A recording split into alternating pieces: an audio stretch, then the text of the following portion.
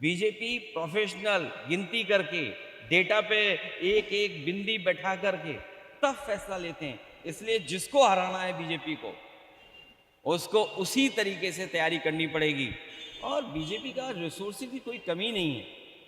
उड़ीसा उनके हाथ में, तो रिसोर्सेज की कहाँ कमी होगी। सर उड़ीसा में अलायंस करेंगे किसी के साथ? सर उड़ीसा में अभी तो पार्टी बनाना है और फिर अलायंस करना है। समाजवादी विचार के लोग साथ आकर के एक बड़ी ताकत बने थे।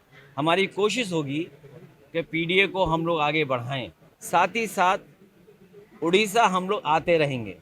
बीजेपी से जो लड़ने वाले दल हैं, बीजेपी जब पूरे देश में एक्सपोज होगी तब दिल्ली से हटेगी। बीजेपी का जो एजेंडा है वो कम्युनल एजेंडा है, और बीजेपी जब जब कमजोर होती है और जब बीजेपी को लगता है कि विकास के माध्यम से, या जो उन्होंने अपने मैनिफेस्टो में जनता को सपने दिखाए थे, अगर वो सपने पूरे होते नहीं दिखाई देते हैं, तो वो कम्युनल रास्ता अपनाते हैं।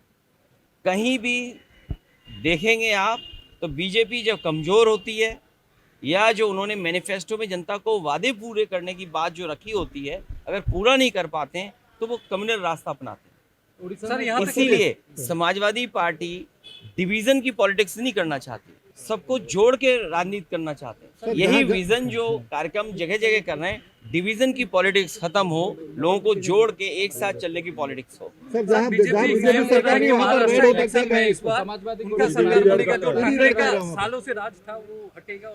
तो महाराष्ट्र में भी कर रहा है। बीजेपी से सीखने को भी बहुत कुछ है। वो पॉलिटिकल पार्टी नहीं है, वो पॉलिटिकली प्रोफेशनली रन करते हैं अपने आप को। और जो नया जमाना है डाटा चोरी का, कभी सोचा था आपने 5 साल पहले, 3 साल पहले कि इलेक्शन होने जा रहा हो, कोई पॉलिटिकल पार्टी अपनी एजेंसियां लगाए और डाटा चोरी करने के लिए जाएं? तो ये नए तरह की चीज है। प्रोफेशनल पॉलिटिक्स करती है बीजेपी। बीजेपी प्रोफेशनल गिनती करके डेटा पे एक एक बिंदी बैठा करके तब फैसला लेते हैं। इसलिए जिसको हराना है बीजेपी को, उसको उसी तरीके से तैयारी करनी पड़ेगी। और बीजेपी का रिसोर्सेज की कोई कमी नहीं है। उड़ीसा उनके हाथ में, तो रिसोर्सेज की कहाँ कमी होगी। जो जिस स्टेट पर भंडार हो नेचुरल रिसोर्सेज का, और वो जनता के लिए आए, गरीब जनता के लिए रिसोर्सेज इस्तेमाल हो। लेकिन बीजेपी अपने आप को मजबूत करने के लिए रिसोर्सेज यूज करती है। मैंने सुना नहीं उन्हें, लेकिन मुझे खुशी है इस बात की कि मैं ए.आर. रहमान का बहुत बड़ा फैन रहा हूँ, और उनके गाने रिलीज होने से पहले ही टॉप चार्ट पे रहते थे। जब तक लोगों के बीच में आते नहीं थे तो उससे पहले ही टॉप चार्ट में दिखने लगते थे। अपने देश के और दुनिया के बड़े हैं ए.आर. रहमान, पॉपुलर हैं। और मुझे खुशी इस बात की है कि नेताजी का एक दिन जब जन्मदिन मनाया था, तो पूरे देश में अगर किसी गांव में उन्होंने परफॉर्म किया है तो वो हमारे गांव में परफॉर्म किया उन्होंने। और आर्ट के लिए, म्यूजिक के लिए, कल्चर के लिए किसी को भेदभाव की नजर से नहीं देखना चाहिए। तो अपने यहाँ जानता हूँ, यूपी में जानता हूँ, जो लोग जीत नहीं सकते चुनाव, वो बॉलीवुड के एक्टर्स का नाम लेते हैं। उन्होंने कहा बॉलीवुड एक्टर्स की फिल्म ना देखी हो। हमारे यहाँ कई नेता ऐसे हैं जिन्होंने बॉलीवुड की फिल्म नहीं देखी। और अगर हम फिल्मों की बात करें तो हमारे मुख्यमंत्री जी की फिल्म रिलीज होने से पहले फ्लॉप हो गई थी, लेकिन उनके ही दो बहुत सहयोगी साथी, जब उन्हें लगता है कि वो जनता में लोकप्रिय नहीं बचे हैं, तो बम्बई के जो कम्युनल लाइन पर, कम्युनल डिवाइड के लिए बड़े बड़े एक्टरों का नाम लेते हैं, जिससे कि उनका नाम भी अखबारों में छप जाए। इसलिए अगर आप नाम छापना बंद कर दोगे तो वो कम्युनल होना बंद हो जाएंगे। जहाँ सरकार नहीं है वहाँ पे ईडी का रेड होता है क्या? समाजवादी पार्टी और आप कुछ प्लानिंग कर रहे हैं उड़ीसा के लिए?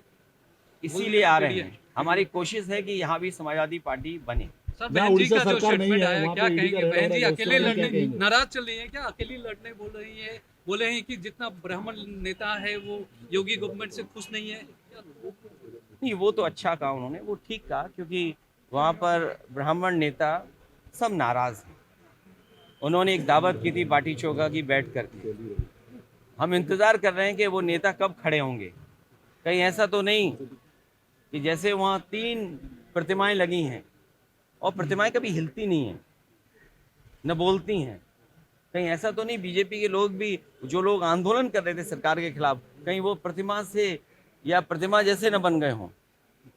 सर ये वेस्ट बंगाल इशू पर क्या कहेंगे सर? वेस्ट बंगाल इशू पर दोस्त है और उनको लेकर कोई नया पार्टी का कोई प्लानिंग, जैसे कि उड़ीसा में एक नया विकल्प लोग श्रीकांत जीना जी बहुत बड़े नेता रहे हैं और अनुभव है उनके पास। पिछली दफ़े जब हम और आप लोग बैठे थे उन्हीं के घर पर आपने मुलाकात की थी। हमारी इसी तरह कोशिश रहेगी कि हम लोग मिल कर के कोई रास्ता निकालें, नया पार्टी का जिससे कोई अभी कह पाना मुश्किल है, लेकिन कोई ऐसा रास्ता निकले जहाँ पर बहुत सारे लोगों की जो न्याय नहीं मिल पा रहा, जिनको हक नहीं मिल पा रहा। संविधान हमें कहता है कि हमें इनको हक देना है, लेकिन हक नहीं मिल पा रहा है। उस दिशा में हम लोग मिलकर के जरूर बात सर करेंगे। उड़ीसा में अलायंस करेंगे किसी के सर साथ? उड़ीसा में अभी तो पार्टी बनाना है सर- और फिर अलायंस करना है। वेस्ट बंगाल के ऊपर क्या कहेंगे? ईडी जो क्या बोलेंगे? वेस्ट बंगाल का मैं सुप्रीम कोर्ट से। आप पड़ोसी स्टेट हैं, पड़ोसी स्टेट है, सब जानकारी आपको होगी। और ये जानकारी बीजेपी को भी है कि बीजेपी वहां हार रही है, ममता जी जीत रही हैं। आप बताइए नाराज कौन होता है? जो हारता है। आप बताइए ईडी का काम क्या है? डेटा चुराने का है क्या? ये नया जमाना, इसलिए मैंने कहा कि बीजेपी बहुत फोकस्ड है। वो डेटा चुराने गए थे। डेटा क्यों चाहिए आपको? दूसरी पॉलिटिकल पार्टी का क्यों डेटा चाहिए? और हम तो वो लोग हैं जो डेटा पे चिल्ला रहे हैं, इलेक्शन कमीशन को कह रहे हैं कि बेईमानी रोको यूपी में, लेकिन डेटा कैसा आ रहा है यूपी में? आप सोचिए क्या एसआईआर आपके यहाँ हुई नहीं हुई मुझे नहीं पता, लेकिन एसआईआर जो हमारे यहाँ हुई और जो एसआईआर की प्रोसेस चल रही है उसमें दिल्ली के डेटा में और यूपी के डेटा में, एक राज्य निर्वाचन आयोग के डेटा में और भारत सरकार का जो एसआईआर हो रहा उसके डेटा में लगभग 5 करोड़ का डिफरेंस है। और तब जब बीएलओ एक है तो सोचिए कितनी बड़ी डेटा की हेराफेरी कर रहे हैं। वहाँ ईडी नहीं भेज रहे, वहाँ भी भेजे ईडी। राज्य चुनाव आयोग के वहाँ पर भेजे ईडी, और ईडी को किसने नहीं देखा? पूरे महाराष्ट्र के नेताओं के खिलाफ ईडी थी, सीबीआई थी, इनकम टैक्स था। कोई नेता हमें बता दो महाराष्ट्र का जिसके खिलाफ ईडी सीबीआई इनकम टैक्स नहीं थी, एक नेता का नाम हमें बता दो। तो बीजेपी का वो सहयोगी दल है ईडी सीबीआई इनकम टैक्स। जैसे हमारे प्रकोष्ठ होते हैं, यूथ है, महिला विंग है, इसी तरह बीजेपी के वो विंग हैं और बीजेपी उनसे समय समय पे काम लेती है। चाहे वो बिहार का इलेक्शन हो तो बिहार में काम लेंगे, अभी यूपी में इलेक्शन हो तो यूपी में काम लेंगे, लेकिन उनके नेता कुछ भी करेंगे। जैसे हम तो आपको राय देते हैं, खांसी हो तो यूपी वाले कोडिन मत लेना, बीजेपी वाली कोडिन मत लेना। वो खांसी की जो दवा है वो जान ले लेती है, बच्चों की जान गई सोचिए आप। तो वहाँ ईडी क्यों नहीं जा रही है? वहाँ इनकम टैक्स के लोग क्यों नहीं जा रहे हैं? और ईडी ने खुद बोला है एक जगह पर कि 800 करोड़ का घोटाला है। 800 करोड़ तो प्राइमरी उसमें इंक्वायरी में दिख रहा है। ये ईडी सीबीआई वहां जाती है जहां बीजेपी को किसी को परेशान करना हो। यहाँ पेड़ तो ज्यादा है, लेकिन एक्यूआई क्यों बदल रहा है ये तो समझ में नहीं आ रहा। ऑटोमोबाइल की वजह से, इंडस्ट्री की वजह से। दिल्ली के एक्यूआई तभी ठीक हुआ जब बीजेपी हटेगी।